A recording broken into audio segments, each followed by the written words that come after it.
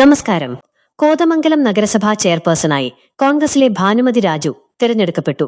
33 അംഗ കൌൺസിലിൽ LDF സ്ഥാനാർത്ഥി മരിയ രാജുവിന് 8 വോട്ടും UDF സ്ഥാനാർത്ഥി ഭാനുമതി രാജുവിന് 23 വോട്ടും ലഭിച്ചു. ഒരു സ്വതന്ത്ര അംഗം UDFന് അനുകൂലമായി വോട്ട് ചെയ്തപ്പോൾ ഒരു വോട്ട് അസാധുവായി. BJP അംഗം ഗീത ജയകുമാർ വോട്ടെടുപ്പിൽ നിന്ന് വിട്ടുനിന്നു. ഭാനുമതി രാജു എന്ന ഞാൻ നിയമാനുസരണം നടപ്പാക്കിയ ഇന്ത്യൻ ഭരണഘടനയോട് യഥാർത്ഥമായ വിശ്വാസവും കൂറും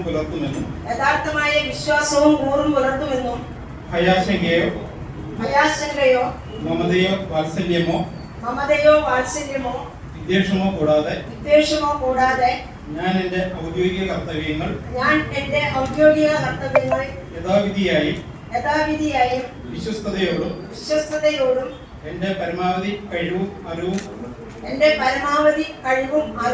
വിവേചന ശക്തിയും ഉപയോഗിച്ചുകൊണ്ടും നിർവഹിക്കുമെന്ന് ഈശ്വരനാമത്തിൽ സത്യപ്രതിജ്ഞ ചെയ്യുന്നു.